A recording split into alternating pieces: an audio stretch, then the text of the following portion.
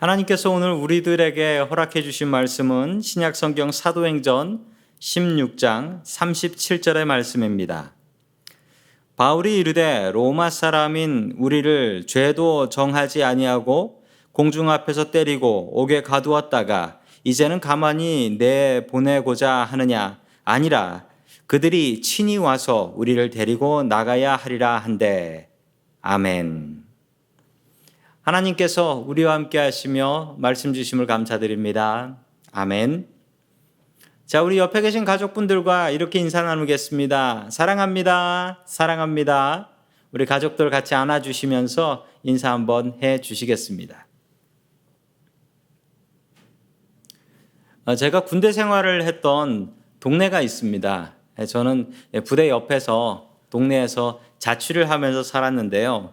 혹시 그 동네를 아시는 분이 계실지 모르겠습니다. 이름이 무척 촌스럽습니다. 제 기억엔 너무 아름답고 좋은 동네였는데요.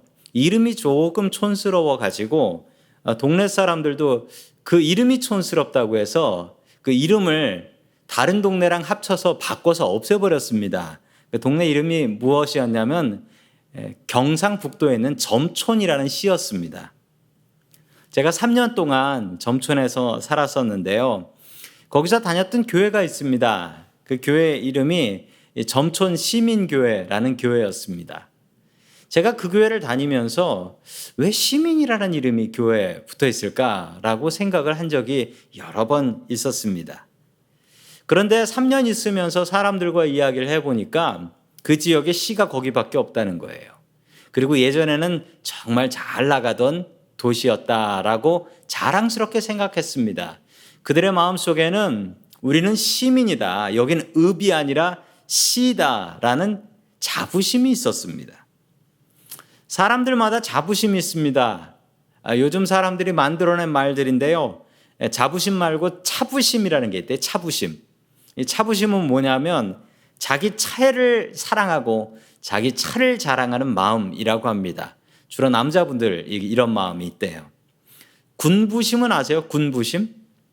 군부심은 자기가 나온 군대에 대한 자부심이라고 합니다.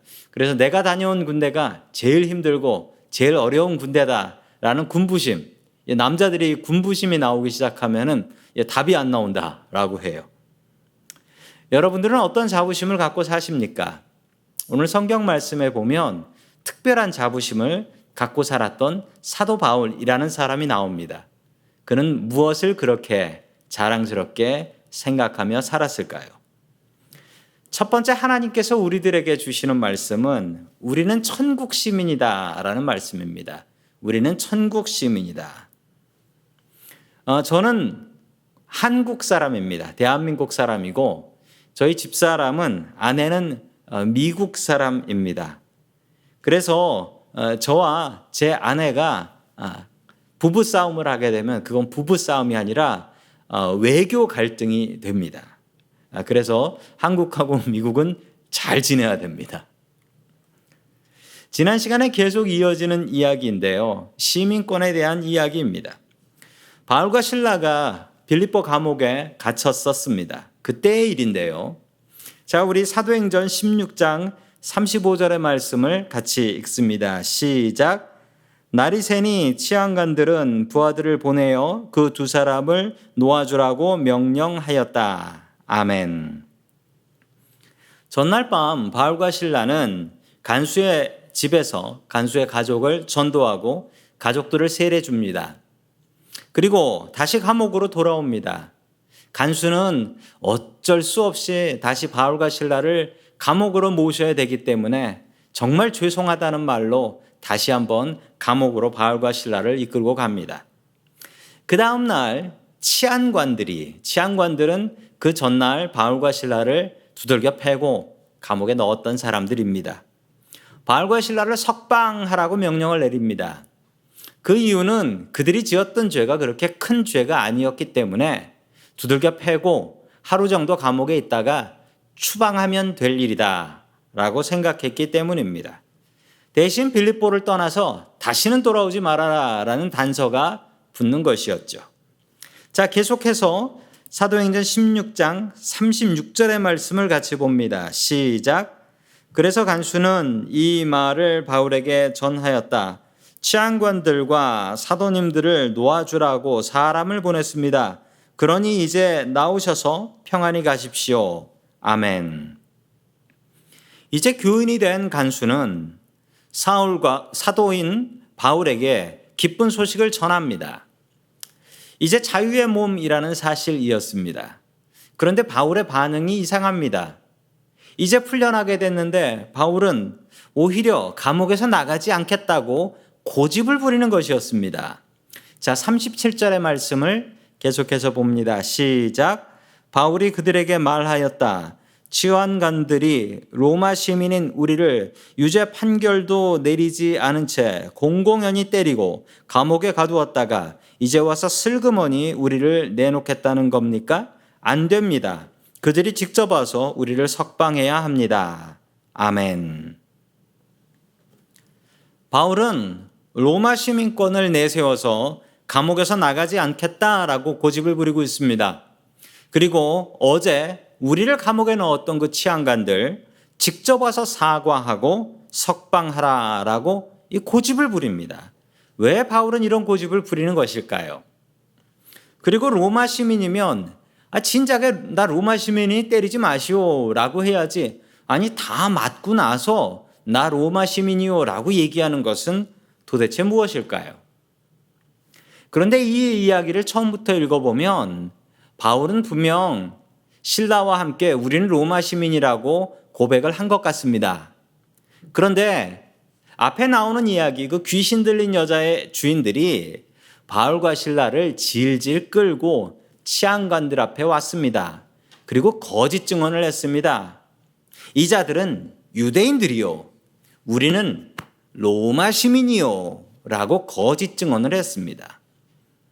이 상황에도 바울이 아무리 자신은 로마 시민이다라고 이야기를 해도 그들은 믿어주려고도 하지 않았고 두들겨 패고 감옥에 넣었던 것입니다. 그러면 로마 시민이 무엇일까요? 그거 대단한 것일까요? 사실 대단한 것입니다. 로마 시민권은 로마 사람들이 받는 것이죠. 그런데 이 로마 시민권을 잘 이용해서 로마라는 대제국을 세운 사람이 있습니다. 바로 그 사람이 아우구스투스라는 황제입니다. 이 황제는 예수님께서 태어나실 때 로마 황제를 했던 그런 사람이었습니다. 이 사람이 로마 시민권 시스템을 제대로 만든 사람인데요. 이 사람은 로마 시민권을 나눠줬습니다. 아우구스투스 황제는 군인들에게 나눠줬는데요. 로마에 25년 동안 봉사한 군인에게는 시민권을 줬고요. 그리고 어느 지역을 점령해서 그 왕, 그리고 왕과 귀족들에게는 로마 시민권, 노예가 아니라 로마 시민권을 부여했습니다. 사람들은 이 로마 시민권이라는 꿈을 꾸며 살았습니다. 로마 시민권을 받으면 우리 집이 일어설 수 있다. 그럼 로마 시민권에는 어떤 혜택들이 있었을까요? 로마 시민권에는 대단한 혜택이 있었습니다. 지금 미국 시민권하고도 비슷한 점이 많은데요. 시민권이 바뀌면 제일 먼저 할 수 있는 게 투표입니다. 그리고 원형 극장에서 공연이나 스포츠를 관람할 수 있었고요. 물론 무료입니다. 재판을 받지 않고 고문이나 형벌을 받지 않습니다. 지금 사도 바울과 실라가 주장하고 있는 위반은 바로 이것입니다. 로마 시민인데 어떻게 재판도 없이 때리느냐. 그리고 재판받고 나서 그 재판이 마음에 들지 않는다라고 한다면 황제에게 직접 재판받을 수 있는 권리도 있었습니다. 바울은 이 권리를 이용하지요. 그리고 이 권리를 이용해서 로마 황제에게 재판받으러 가서 황제를 전도하려 하였습니다. 로마 시민은 매일 일정량의 포도주와 빵을 받을 수 있었습니다. 로마 시민의 자녀들은 무상으로 교육을 받을 수도 있었습니다. 그리고 로마 시민들은 십자가에서 처형되지 않을 권리가 있었습니다. 예수님은 유대인이셨기 때문에 십자가에 못 박혀 돌아가셨습니다. 베드로도 유대인이었기 때문에 십자가에 못 박혀 죽었습니다. 그러나 사도 바울은 십자가에 못 박히지 않았습니다. 왜냐하면 그는 로마 시민이었기 때문에 목이 잘려서 순교하게 되는 것입니다. 대단한 특권이었죠. 듣다 보면은 미국 시민권하고 참 비슷한 점이 많다라는 생각 드셨을 것입니다. 우리는 또한 이 빌립보라는 동네가 어떤 동네인지 조금 알아야 할 것 같습니다. 지도를 보면 이 빌립보라는 동네가 나오지요. 지금의 그리스에 있는 동네입니다. 이 빌립보라는 동네를 처음 개발하고 세운 사람은 그리스의 그 알렉산더 대왕 유명하지 않습니까? 그 알렉산더 대왕의 아버지였던 필립 2세라는 분이 있었습니다. 이 분이 이 지역을 개발했습니다. 왜냐하면 여기에 금이 나오는 금광이 있었어요.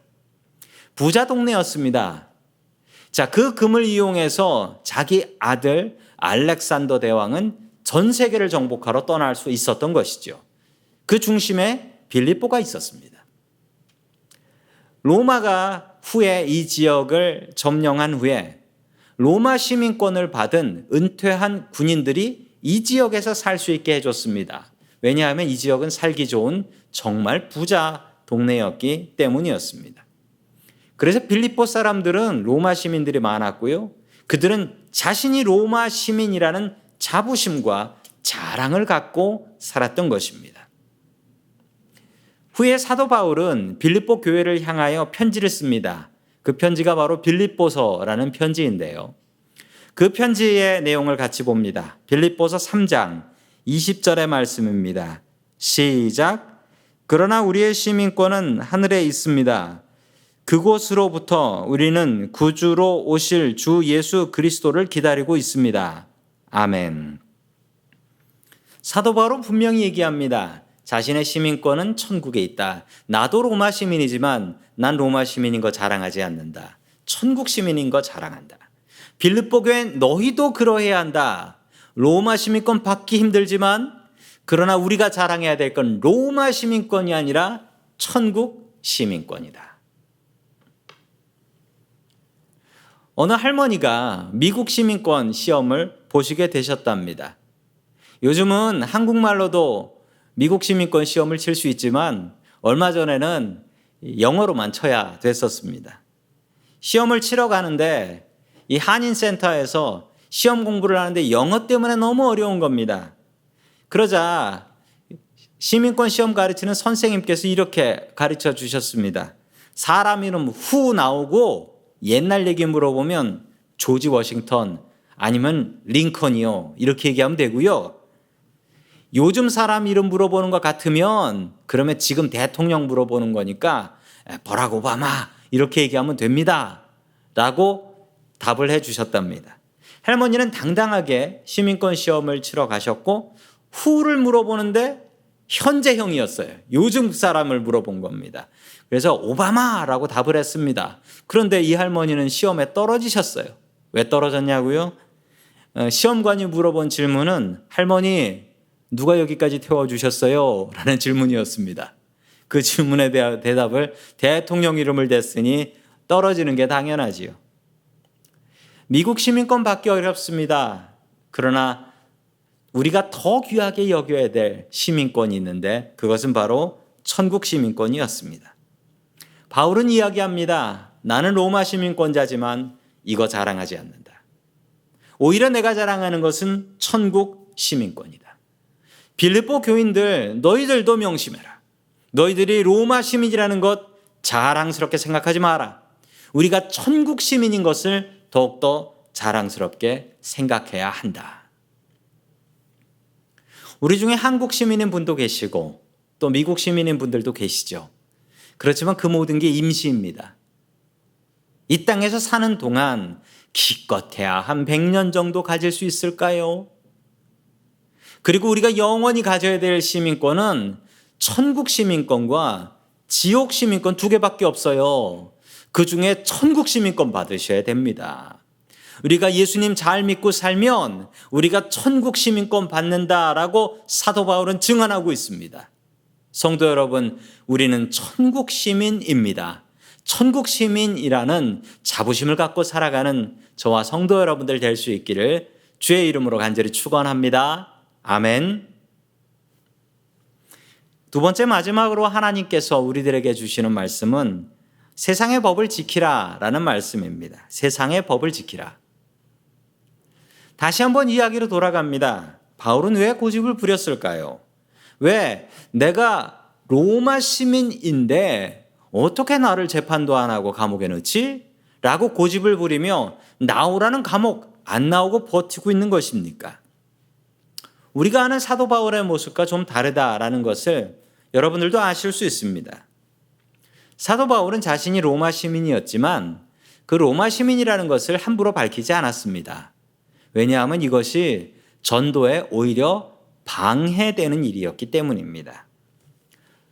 바울이 로마 시민권자라는 것을 밝혔던 것은 딱 두 번 있습니다. 오늘 이야기하고 사도행전 뒤에 나오는 이야기하고 그 이야기에서 나오는 바울의 로마 시민권은 오직 복음을 전하는 수단으로만 사용했던 것입니다. 사도행전 16장 39절의 말씀 같이 봅니다. 시작. 그래서 치원관들은 가서 그들을 위로하고 데리고 나가서 그 도시에서 떠나달라고 청하였다. 아멘. 끝내 바울은 치안관들에게 사과를 받아내고 맙니다. 왜 바울이 이렇게 고집부려 가면서 사과를 받아낸 것일까요? 복음 증거하기 위해서 그런 것입니다. 나가라고 해서 그냥 나가게 된다면 아이고 이 감옥 싫다라고 해서 그냥 나가버리게 되면 어떻게 됩니까? 바울과 실라는 그 도시에서 죄를 짓고 나오는 것입니다. 죄를 짓고 용서를 받고 나오는 것이기 때문에 그들은 죄에 대한 기록이 있습니다. 바울과 실라는 다시 빌립보에 못 들어가는 겁니다. 들어가면 잡혀요. 너 그때 들어오지 말라고 했잖아. 그러면서 잡아갈 수 있다는 겁니다. 또한 이 빌립보에 남아있는 교인들과 교회는 어떻게 됩니까? 바울처럼 또 전도했다가는 붙잡혀가서 뚫겨 맞고 감옥 들어가게 될 것 아닙니까? 그래서 바울은 이 감옥으로부터 빨리 나가고 싶었지만 분명히 해야 될 것은 우리가 죄가 없다라는 것을 분명히 치안관들에게 인정받고 나가야 우리도 다음에 떳떳이 전도하러 올 수 있고 그리고 여기 사는 교인들도 떳떳하게 전도할 수 있다라는 것이었습니다. 바울은 자신의 억울함을 보상받으려고 그랬던 것이 아니었습니다. 바울은 빌립보 교회를 위해서 자신들이 법을 지키는 사람들이다라는 것을 보여주려 했습니다. 법을 지켜야 복음을 전할 수 있기 때문입니다. 우리는 법을 지키는 교회가 되어야 됩니다. 샌프란시스코시는 현재 교회가 모여서 예배드리지 못하고 있습니다. 이 부분에 대해서 저는 처음부터 잘 이해가 되지 않았습니다. 왜냐하면 제가 아무리 생각해봐도 제가 마트 가서 장을 보면요. 장을 보면 알지도 못하는 사람이 이제 마스크를 쓰고 옆으로 쑥 지나갑니다. 가까이 지나가지요. 바로 옆을 스칠 듯이 지나갑니다. 그리고 그 사람이 물건을 이 물건 만졌다 놓고 저 물건 만졌다 놓고 그럽니다. 저도 그 물건을 만져가지고 집어서 넣어요. 그러면 꺼림칙합니다. 그거랑 비교해 보면 아니 교회 와가지고 조용히 앉아가지고 거리 지켜 예배 드리는 거하고 마트 가서 장 보는 거하고 뭐가 더 위험하지? 아니 그런데 왜 샌프란시스코시는 이 교회가 예배 드리는 것을 허락하지 않을까? 제가 잘 곰곰이 생각해보고 기사들을 보니까 그런 이유가 있더라고요. 이렇게 우리 교회 같이 말 잘 듣고 지키라는 거 잘 지키고 그렇게 예배 준비하는 교회도 있지만 아닌 교회들도 많아요. 세상법 무시해요. 하나님께서 우리의 백신 된다고 하면서 그냥 찬송하고 기도하고 마스크도 안 쓰고 예배드려요. 얼마 전에 저 세크라멘토 쪽에 있었던 교회 하나가 미국 교회인데 그 교회가 그러다가 100명이 넘는 교인들이 코로나 다 걸렸어요. 교회가 법을 안 지키는 이상한 집단같이 되면 안 됩니다. 교회가 하나님의 법을 잘 지켜야 되지만 우리 세상의 법, 우리 샌프란시스코시의 법도 잘 지켜야 됩니다. 이 코로나가 나고 나서 교회들에서 계속 확진들이 나고 있어요. 그런데 그 이야기들을 잘 살펴보면 지키라는 거 안 지킨 교회들이 그렇게 돼요. 하지 말라는데 밥같이 먹고 하지 말라는데 마스크 벗고 예배드리고 그래서 걸린 경우가 참 많이 있습니다. 교회는 세상의 법을 지켜야 됩니다. 그래야 전도가 돼요. 안 그러면 전도의 길이 막히는 거예요. 1801년, 지금부터 200년 전의 이야기입니다. 조선시대 때 황사영이라는 분이 있었습니다. 이분은 카톨릭 교인이셨죠. 당시 조선 왕조는 카톨릭 교인들을 박해했습니다. 신유박해라는 박해가 있었는데 300명이나 되는 카톨릭 교인들을 모두 죽여버렸습니다. 황사영은 충북 제천에 있는 동굴에 숨어 들어갔고 그 제천에서 비단에다가 편지를 씁니다. 중국에 있는 선교 본부에다가 편지를 쓴 거예요. 그런데 그 내용은 정말 충격적이었습니다. 이 박해를 막기 위해서는, 그분의 내용입니다. 박해를 막기 위해서는 중국 군대를 보내서, 청나라였습니다. 청나라 군대를 보내서 조선을 멸망시켜달라. 이 나라가 멸망해도 우리는 예수 믿고 천국 가면 된다. 나는 천국 백성이다. 이 내용이었어요. 그런데 이 내용은 중국에 전달되지 못하고 가다가 검문에 걸려서 이 조선 왕에게까지 올라갑니다. 그리고 카톨릭은 나라 팔아먹은 폐륜 종교라고 찍혀서 그 이후로 엄청난 박해가 있게 됩니다. 변명을 할 수가 없는 사건이었어요. 황사영은 자신의 마음속에서 나는 조선 사람이다라는 거 지워버리고요. 나는 천국 사람이다라는 생각만 가득했습니다. 바른 생각이었을까요? 그렇지 않습니다. 우리 중에 한국 분들 계시고 또 미국 분들 계실 텐데 나 한국 사람으로 태어나고 싶어서 태어났소라는 분 계십니까? 내가 선택했소. 아니요. 그런 분 없을 겁니다. 하나님께서 주신 것입니다. 그러면 우리는 그것에 대한 자부심 갖고 살아야 되고요. 그 법을 잘 지키며 살아야 됩니다. 우리는 하나님의 법뿐만 아니라 세상의 법도 제대로 지키고 살아야 하는 것입니다. 요즘 이상하게도 제가 이제 교회 왔다가 갔다가 하면 문 앞에서 동네 사람들을 만나는데 동네 분들이 요즘 이상하게 저한테 더 인사를 하세요. 동네 분들이. 어제도 어떤 동네 분 하나가 저한테 인사를 하셨습니다. 교회 걱정을 하세요. 교회는 괜찮냐. 다 미국 분들이에요. 백인 분들이고 미국 분들인데 요즘 예배는 안 드리냐. 예배는 언제쯤 드리냐라고 걱정을 해 주십니다. 이웃분들이 교회 걱정 더 많이 해주셔서 참 감사하고 기분이 너무 좋았습니다. 그리고 그분들에게 우리 교회가 폐가 되면 안 되겠다라고 생각하여 우리 교회는 지금 예배 드리지 못합니다. 인터넷으로 드리고 있고 샌프란시스코 시에서 허락하면 가장 안전한 방법으로 예배 드리고 이웃들에게 폐가 되지 않도록 노력하겠습니다. 라고 말씀을 드려요. 왜냐하면 저희 이웃들이 참 좋은 분들이 많으세요.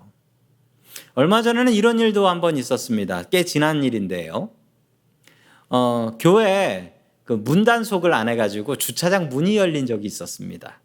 그런데 그때 이웃분 한 분이, 이웃에 계신 분 한 분이 그 주차장 문이 열린 것을 보고 교회를 들어오셨어요. 교회를 들어와가지고 주차장에 차가 있나, 밤 11시인데 차가 있나, 없는 것을 보시고서 아, 주차장 문을 안 잠궜구나 하며 나오시면서 주차장 문을 잠그시더라고요. 주차장 문은 번호 없어도 누구나 잠글 수 있거든요. 제가 얼마나 그 고마웠는지 몰라요. 그분은 그 얘기를 저한테 얘기하지도 않으셨어요. 이 주위 이웃분들이 너무나 잘해주고 계세요. 너무나 감사했습니다. 예수님도 법을 지키셨습니다. 억울한 성전세도 내셨고요. 억울한 십자가에도 못 박혀 돌아가셨습니다. 우리 크리스찬들은 신약과 구약 하나님의 법을 지키고요. 또 우린 세상의 법을 바르게 잘 지킵니다. 바울도 그 법을 잘 지켰습니다. 그냥 지나가면 끝이라고 생각하지 않았고요. 법을 잘 지켜서 내가 법 안 지켰다고 빌립보 교회 어려워지면 안 된다 하여 법을 더 잘 지켰습니다. 우리 크리스찬들은 더욱더 법 잘 지켜야 되고요. 특별히 교회 올 때는 더 법 잘 지켜야 됩니다. 운전할 때도 법 잘 지키려고 애쓰시고 우리는 하나님의 법을 잘 지키는 사람들이어야 합니다. 그리고 세상의 법도 우리 예수님처럼 잘 지키는 사람 되어야 됩니다. 하나님과 세상의 법을 온전히 잘 지키고 살아가는 저와 성도 여러분들 될 수 있기를 주의 이름으로 간절히 축원합니다. 아멘. 다 함께 기도하겠습니다. 하나님 아버지, 한국 살던 우리들을 미국으로 보내주시고 천국 시민까지 삼아주시니 감사드립니다. 다른 것을 자랑하지 말게 하시고 내가 예수님을 믿고 천국 시민 된 것을 가장 기뻐하며 살게 하여 주시옵소서. 우리 교인들 한 명도 빠짐없이 천국에서 만날 수 있게 하여 주옵소서. 하나님, 우리 교회가 하나님의 기쁨과 세상의 기쁨이 되게 하여 주시옵소서. 주님께서 하나님의 법과 세상의 법을 지키셨던 것처럼 우리도 법을 지키는 사람들 되게 하여 주시옵소서. 우리를 천국 백성 삼아 주신 예수님의 이름으로 기도드립니다. 아멘.